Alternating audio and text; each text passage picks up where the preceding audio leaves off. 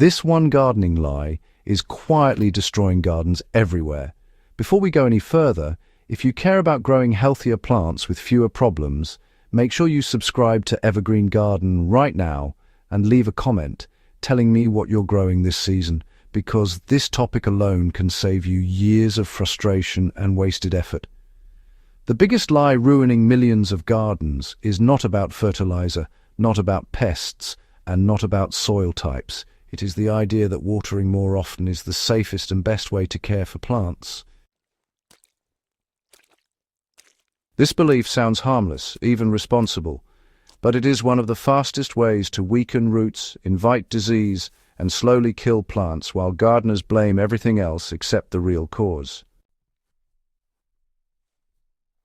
The lie starts with good intentions, but ends with sick plants. Most gardeners are taught early on that plants need regular watering to thrive, so they water daily or every other day, assuming consistency equals health. The problem is that plants do not measure care by frequency. They respond to depth, oxygen, and root behavior. When soil stays constantly wet, roots stop growing downward and instead hover near the surface where water is always available. This creates shallow, weak root systems that collapse the moment conditions change. The plant may look fine for weeks or even months, but it is quietly becoming dependent, fragile, and prone to stress. Roots need air as much as they need water. Healthy soil is not just dirt filled with moisture. It is a balance of water, air pockets, and microbial life. When you water too frequently, you displace oxygen in the soil, essentially suffocating the roots.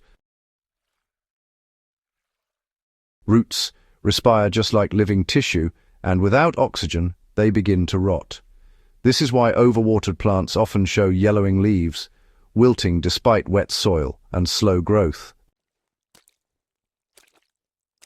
Plants, really do adapt to the environment you give them. When water is always available right near the surface, roots have no reason at all to grow deeper. In contrast, when watering is spaced out properly, roots are actually forced to chase moisture deeper into the soil. This creates stronger plants that can tolerate heat, drought, and, those nutrient fluctuations that can trip up less resilient specimens. Deep watering means applying enough water in one session to soak the soil to the full depth of the root zone. For most garden plants, this means wetting the soil at least 6 to 12 inches deep. In practical terms, that's usually about 5 to 10 liters of water per square meter for garden beds, depending, of course, on your soil type. Sandy soil may require slightly more per session, while clay soil requires less but slower application. The key is allowing the top few inches of soil to dry out before watering again, not keeping it constantly moist. Soil texture really plays a huge role in how water behaves.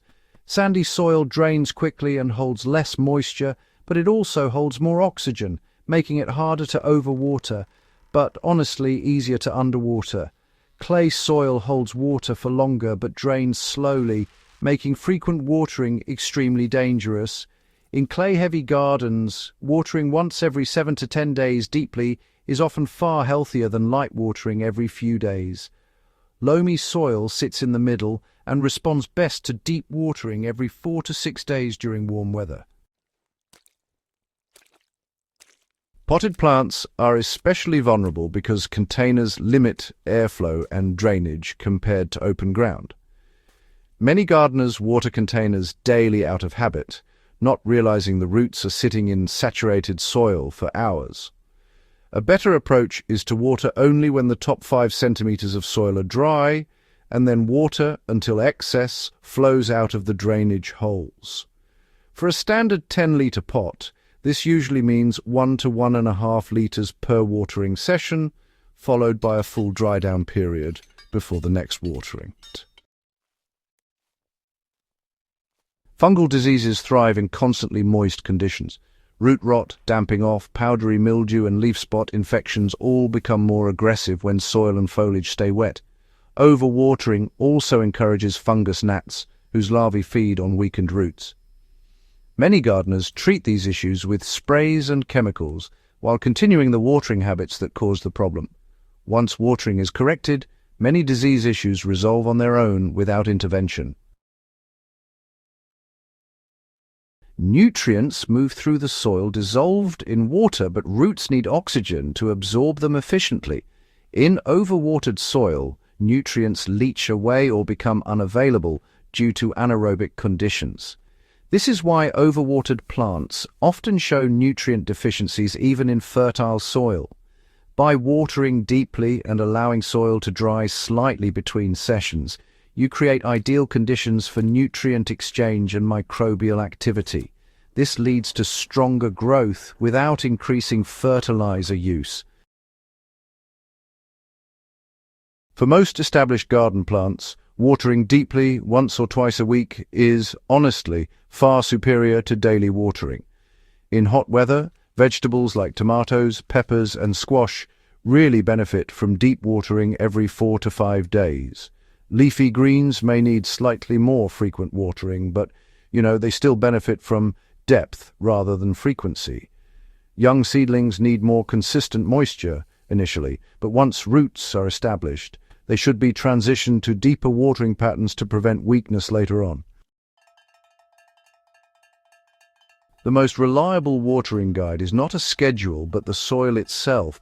Just push your finger or a small trowel into the soil about 7 to 10 centimeters deep. If it feels cool and moist, do not water. But if it feels dry at that depth, well, it is time to water deeply. This simple habit, honestly, prevents nearly every watering-related problem and builds an intuitive understanding of your garden over time. The healthiest gardens are not created by constant attention, but by intelligent restraint.